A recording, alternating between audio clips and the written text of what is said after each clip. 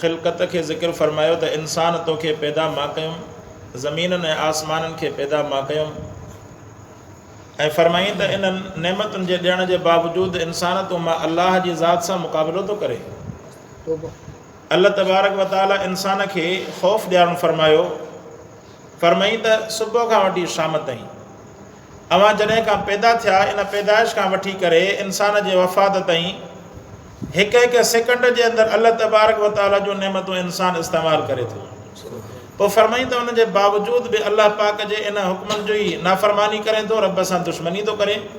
फ़रमाई त जीअं चइबो आहे न त बाबा औलाद कंहिंजी आहे पंहिंजे अबे अम्मा जो सॼण न थियो, तीअं अल्लाह पाक फ़रमायो त तूं पैदा तोखे मां अल्लाह पाक करणु फ़रमायुमि।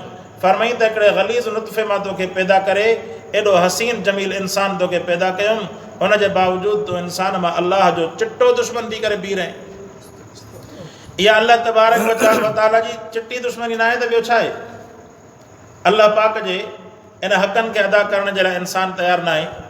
दुनिया जे अंदरि जेके बि तव्हां ॾिसो इन ॿियनि मामलात जे अंदरि इंसानु अकुलमंद आहे, पर अल्लाह जे मामलात जे अंदरि इंसानु जेको आहे बेवकूफ़ लॻो बीठो आहे। अवां ॾिसो त दुनिया जे अंदरि बीमारियुनि जो वबा जी जेका आहे मुसीबत पई हले थी, पर कंहिंखे का परवाह न आहे। ऐं इन हालत में केतिरा ई इंसान हज़ारनि जी तादाद में इंसान मरी चुका। चवंदा त मुतासिरनि जो तादाद लख खां बि मथे क्रॉस करे चुको, हुन जे बावजूदु इंसान खे परवाह न आहे। अल्लाह से माफ़ करे। अल्लाह तबारक व तआला हिन जेको आहे क़ुरान जे करे ऐं रब साईं हिन इस्लाम जे करे को असांजे मथां रहम फ़रमायो आहे। वरना ही चाइना ऐं हेॾां जेको आहे ईरान, इन्हनि जे विच में असां वेठा आहियूं, इन्हनि में हज़ारनि जी तादाद में इन वायरस जा मरीज़ लॻा बीठा आहिनि ऐं असांखे कंहिं बि क़िस्म जी परवाह कोन्हे, न का एहतियात आहे, न को अल्लाह जी रज़ा जे लाइ का जद्दोजहद कोशिशि आहे। उहा ई जेका आहे विछनि ऐं कुतनि ऐं कुकड़नि जी मेलियूं लॻियूं पियूं आहिनि ऐं रांदि बरूद में लॻा पिया आहिनि। बाक़ी जेके आहिनि अल्लाह तबारक व तआला जे तरफ़ मुतवजह थियण जे वक़्त में इंसानु जेको आहे पंहिंजो पाण खे बेकार कयो वेठो आहे। ऐं वरी रब जे दर ते इंसानु हाज़िरी ॾिए थो त हाज़िरी बि कहिड़ी आहे? टाइम इंसानु कच्छे करे अचे थो, मापे करे इंसानु टाइम करे अचे थो त हिन टाइम जे अंदरि मां जेको आहे अल्लाह पाक खे टाइम ॾिनो आहे, इन खां बाद में वरी मूंखे पंहिंजी गाॾीअ खे, पंहिंजे जॻहियुनि खे ऐं पंहिंजे सम्झो त माल खे, मुआशरत खे वञी करे टाइम ॾियणो आहे। इंसानु मापे करे टाइम अची करे अल्लाह जे साम्हूं पेश थिए थो। सो अल्लाह पाक उन जे बावजूदु रब साईं पंहिंजूं नेमतूं ज़िक्र करणु फ़रमायूं। पहिरियां इहो रब फ़रमाई त ज़मीन ऐं आसमाननि खे पैदा कयो मां अल्लाह, तव्हांखे घुरिजे त अल्लाह जो शुक्र अदा कयो। ऐं फ़रमाई ॿिए नंबर ते इहो त इन इंसान तोखे मां नुतफ़े मां पैदा करणु फ़रमायुमि, इन मुंहिंजी पैदाइश खां बाद में, यानी मां तोखे पैदा कयुमि, हुन जे बावजूदु तूं मां अल्लाह जो दुश्मन थी बीह रहे। वरी अल्लाह पाक अॻिते इंसान जे मथां जेके नेमतुनि जी बरसाति नाज़िल फ़रमाई, चंद नेमतुनि खे अल्लाह बयानु फ़रमायो। फ़रमाई त वल-अनआम ख़लक़हा लकुम फ़ीहा दिफ़्उन व मनाफ़िउ व मिन्हा तअकुलून। फ़रमाई जानवरनि खे असां पैदा कयोसीं। हाणे जानवरनि जे अंदरि सभु जानवर अची विया। अल्लाह पाक फ़रमाए त जानवरनि खे पैदा फ़रमायोसीं। वरी अल्लाह पाक ख़ुसूसी तौर ते उन्हनि जानवरनि जो ज़िक्र फ़रमायो जिन जानवरनि मां इंसान जेको आहे चमड़ा उन्हनि जा लाहे करे इन सर्दी जे मौसम जे अंदरि उन्हनि जी खलुनि मां इहे जैकेटियूं ऐं मुख़्तलिफ़ क़िस्मनि जा पहनावा ठाहे करे इंसानु पंहिंजे जिस्म ते पाए थो, पंहिंजो पाण खे सीउ खां बचाए थो। फ़रमाई त इन्हनि जानवरनि खे पैदा करण वारी बि ज़ात अल्लाह जी।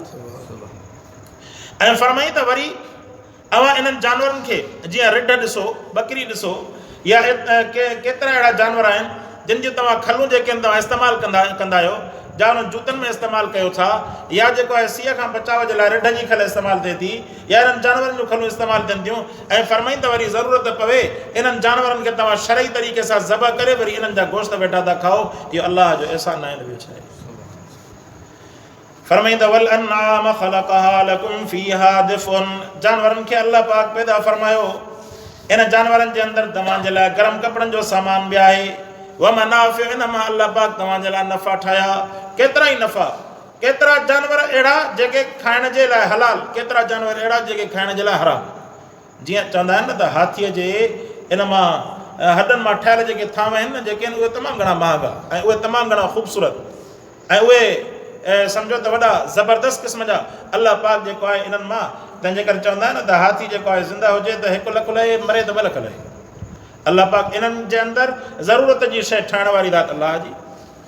ऐं इन खां अलावा ॿिया जानवर तव्हां नज़र कयो, अॻु में जेके आहिनि इन्हनि जानवरनि जूं खलूं लाहे करे इन्हनि जा मुसला ठाहे करे नमाज़ बि इंसान पढ़ंदा इन्हनि जे मथां ऐं इन्हनि जा जेके आहिनि विछाए करे वेहण वारी शइ बि ठाहे करे पाईंदा हुआ वेहंदा हुआ हुनजे मथां ऐं जैकेटूं त अॼु बि जेके आहिनि असांजूं ठहनि थियूं जूता इहे जेके आहिनि चमड़े जा अॼु बि ठहंदा असां वटि फरमाईंदा वमनाफ़िउ घणा ई फ़ाइदा आहिनि वमिनहा तअकुलून ऐं इन्हनि जानवरनि मां तव्हां इन्हनि खे शरीअत जे मुताबिक़ जॾहिं ज़बह कयो तव्हां इन्हनि जानवरनि जो गोश्त पाण खाओ था पिया इन्हनि खाइण जे लाइक़ु बनाइण वारी ज़ात अलाह जी आहे ऐं अलाह तबारक व तआला जेका शइ इंसान जे सम्झो त मुताबिक़त में आहे तबियत जे मुआफ़क़त में आहे उहा शइ इंसान जे लाइ अलाह पाक हलाल करणु फरमाई जेका शइ इंसान जी मुआफ़क़त में न आहे उहा शइ इंसान जे लाइ रब साईं हराम करणु फरमाई जीअं हाणे कुतो ॾिसो हाणे कुतो इंसान जी मुआफ़क़त में न आहे अलाह पाक हराम करे छॾियो ऐं बकरी जेका इंसान जी मुआफ़क़त में आहे रिढ इंसान जी मुआफ़क़त में आहे उठ इंसान जी मुआफ़क़त में आहे मेंह इंसान जी मुआफ़क़त में आहे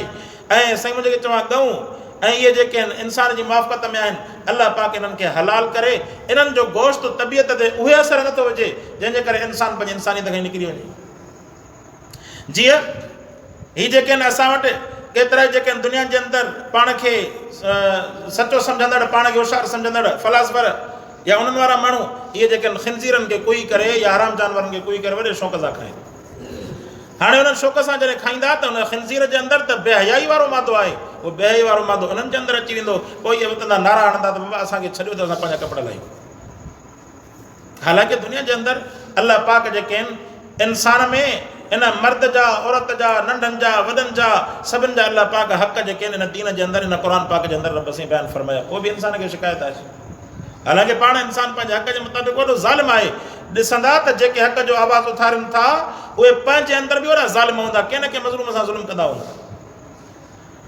बहरहाल क़ुरान फरमायो वलकुम फ़ीहा जमालुन ऐं फरमाई त इन्हनि जानवरनि जे अंदरि तव्हांजे लाइ सूंहं बि आहे केतिरा ई माण्हू जेके जानवर पालींदा आहिनि उहे जानवर पालतू जानवर जेके आहिनि जीअं घोड़ा आहिनि खच्चर आहिनि गधा आहिनि इहे जानवर जेके आहिनि पाले करे उन्हनि जे मथां फ़ख़ुरु महसूसु कंदा आहिनि वॾेरा माण्हू इहे जानवर पाले करे उन्हनि जे मथां फ़ख़ुरु त बाबा फलाणे वटि अहिड़े क़िस्म जा हिन नस्ल जा घोड़ा बीठा आहिनि हिन क़िस्म जा जेके आहिनि ढगा बीठा आहिनि हिन क़िस्म जा जेके आहिनि फलाणियूं शयूं बकरियूं बीठियूं आहिनि लखनि जी तादाद में लखनि जे रुपयनि जी बि मिल्कियत जूं बकरियूं बीठियूं आहिनि माण्हुनि वटि सो इहे माल आहिनि इहे अलाह पाक इहे उन्हनि जे लाइ रब साईं सूंहं बनाया फरमाईंदा वलकुम फ़ीहा जमालुन हीन तुरिहून इहे तव्हांजे लाइ राहत ऐं सूंहं जो ज़रियो बि आहिनि जॾहिं शाम जे वक़्त में वापसि अचनि ऐं सुबुह जे वक़्त में चढ़ण जे लाइ ॿाहिरि निकिरी वञनि इंसान जी दिलि ख़ुशि थींदी आहे मालिक जॾहिं पंहिंजे माल खे ॾिसंदो न हुनजी दिलि बार बार थी वेंदी फरमाईंदा वतहमिलु अथक़ालकुम इला बलदिन लम तकूनू बालिग़ीहि इल्ला बिशिक़्क़िल अनफ़ुस फरमाई त ॿी वॾी नेमत इहा जो इन्हनि जानवरनि खे अलाह पाक तव्हांजो ताबेदार बनायो हाणे उठ जेको आहे केॾो वॾी जसीम ख़िलक़त वारो जानवर आहे वॾी ख़िलक़त वारो जानवर वॾो कदावर पर तव्हां ॾिसो त जॾहिं जेकॾहिं मालिक जो जेको नंढो ॿारड़ो बि उनजी नाकेलीअ में रसो विझी करे उनखे काए हलंदो त हेॾो वॾो जानवर जेको आहे हिन नंढे ॿार जे चवण ते उनजे पोयां हलंदो फरमाईंदा हिनखे ताबे कंहिं बनायो हिनखे ताबे बनाइण वारी ज़ात मुंहिंजे अलाह जी आहे ऐं फरमाई त वरी तव्हां इन्हनि जेको आहे जानवरनि ते तव्हां पंहिंजो ॿार बि खणंदा आहियो पंहिंजो सामान खणंदा आहियो ऐं इन सामान खणण जी ताक़त इन्हनि खे अलाह पाक ॼण फरमाई ऐं अलाह तबारक व तआला इन्हनि खे वरी मुख़्तलिफ़ क़िस्मनि सां जेको आहे विराइण फरमायो हिकिड़ा जानवर उहे जेके तव्हांजो सामान खणंदा जीअं उठ तव्हांजो सामान खणी सघे थो ॿिया जानवर उहे जेके तव्हांजो सामान न खणंदा जीअं रिवायत में अचे थो हज़रत अबू हुरैरा रज़ी अल्लाह ताला अन्हु जन खां रिवायत आहे फरमाई त फरमाया रसूलुल्लाह सल्लल्लाहु अलैहि वसल्लम जन हिकु दफ़ो हिकिड़ो शख़्स हुयो जंहिं इन गऊं जे मथां बार खणी करे बार रखी करे उनखे हकले पियो गऊं जे मथां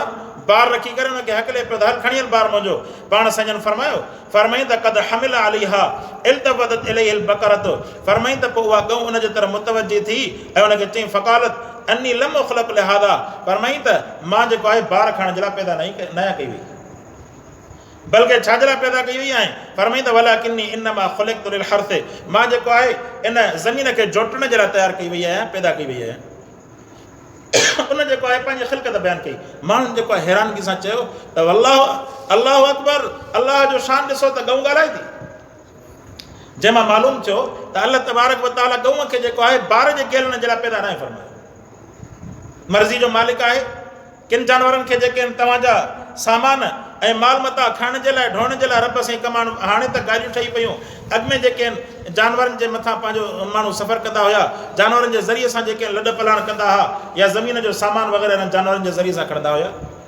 फरमाईंदा वतहमिलु अथक़ालकुम इला बलदिन लम तकूनू बालिग़ीहि इल्ला बिशिक़्क़िल अनफ़ुस। फरमाईंदा तव्हांजो बोझ खणनि था हिकु शहर खां ॿिए शहर जे तरफ़। फरमाई जॾहिं इहे जेकर जानवर न हुजनि हा, लम तकूनू बालिग़ीहि इल्ला बिशिक़्क़िल अनफ़ुस। फरमाईंदा तव्हां इन सामान खे मुंतक़िल न करे सघो मगर तव्हांखे तमामु वरी मुशक़त तकलीफ़ पहुचे हा। अल्लाह पाक जानवरनि खे पैदा फरमाए करे तव्हांजे लाइ आसानी जो रब साईं ज़रियो बनाइण फरमाए। फरमाईंदा इन्न रब्बकुम लरऊफ़ुर रहीम।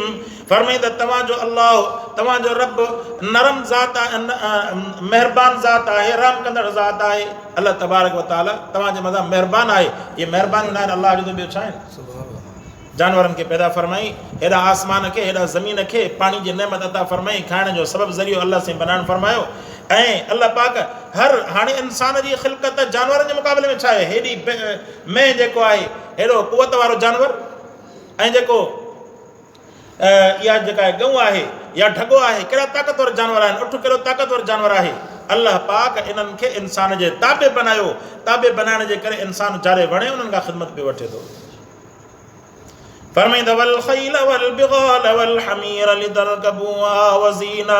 फरमाईंदा अल्लाह पाक इन घोड़नि खे, खच्चरनि खे ऐं गधनि खे पैदा फरमायो ताकि तव्हां इन्हनि जे मथां सवारी बि कयो। इहे तव्हांजे लाइ सुहं जो ज़रियो आहिनि। इंसान पंहिंजी सवारी जे मथां फ़ख़ुरु कंदो आहे, त मूं वटि वाह जी सवारी आहे, मूं वटि वाह जी सवारी, इंसान जे मथां फ़ख़ुरु कंदो आहे। फरमाईंदा तव्हां इन जे मथां सवारी जे कम बि अचंदा, तव्हांजे फ़ख़ुर ऐं ज़ीनत जो सामान बि आहिनि। वयख़्लुक़ु मा ला तअलमून। फरमाईंदा अल्लाह पाक अहिड़ियुनि शयुनि खे पैदा फरमायो जिन जो तव्हांखे इल्मु बि न आहे। केतिरियूं शयूं अहिड़ियूं आहिनि फरमाईंदा जिन खे अल्लाह पाक पैदा फरमायो, तव्हांखे उन्हनि शयुनि जो इल्मु ई कोन्हे। अल्लाह पाक जीअं हज़रत इब्न अब्बास रज़ी अल्लाह ताला अन्हु जन खां रिवायत आहे, फरमाईंदा फरमा रसूलुल्लाह सल्लल्लाहु अलैहि वसल्लम जन फरमाईंदा इन अर्श जे सॼे पासे खां हिकिड़ी नहर आहे नूर जी, ऐं उन जी जेका आहे कुशादगी केतिरी आहे। फरमाईंदा हेॾा ज़मीन हेॾा आसमान, हेॾा ज़मीन ऐं आसमान खे बि 70 दफ़ा वधायो, एॾी वॾी उहा नहर आहे नूर जी। फरमाईंदा जॾहिं जिब्राइल अलैहिस्सलाम अल्लाह जे हुक्म सां उन में गुस्ल कंदो आहे वञी करे, पोइ उन जा पर जेके नूर सां भरिजी वेंदा आहिनि ऐं नूर सां अज़मत सां भरिजी वेंदा आहिनि। पोइ वरी फरमाईंदा फयख़्रुजुल्लाहु मिन कुल्लि रीशतिन 70 अल्फ़ क़तरतिन। फरमाईंदा अल्लाह पाक उन जे पर जे हर हिकिड़े हिसे मां अल्लाह पाक 70,000 जेके आहिनि उन नूर जा कतरा कढणु फरमाईंदो आहे। फरमाईंदा पोइ हिकु नूर जे जेके कतरे मां जेको आहे फरमाई वयख़्रुजु मिन कुल्लि क़तरतिन 7 आलाफ़ मलकिन। फरमाईंदा हिकु नूर जे कतरे मां अल्लाह पाक 70,000 फ़रिश्ता पैदा करणु फरमाईंदो आहे। 70,000 कतरा उन जे हिकिड़े पर मां निकिरनि, ऐं 70,000 मां हिकिड़े कतरे मां अल्लाह तबारक व तआला हर हिकु कतरे मां 70,000 फ़रिश्ता नूर वारा अल्लाह से पैदा फरमाईंदो आहे। ऐं फरमाईंदा उहे फ़रिश्ता जॾहिं अल्लाह जे हुक्म सां जॾहिं बैतुल मामूर जे अंदरि दाख़िल थींदा आहिनि, 70,000 रोज़ानो जेको आहिनि बैतुल मामूर जो तवाफ़ कंदा आहिनि।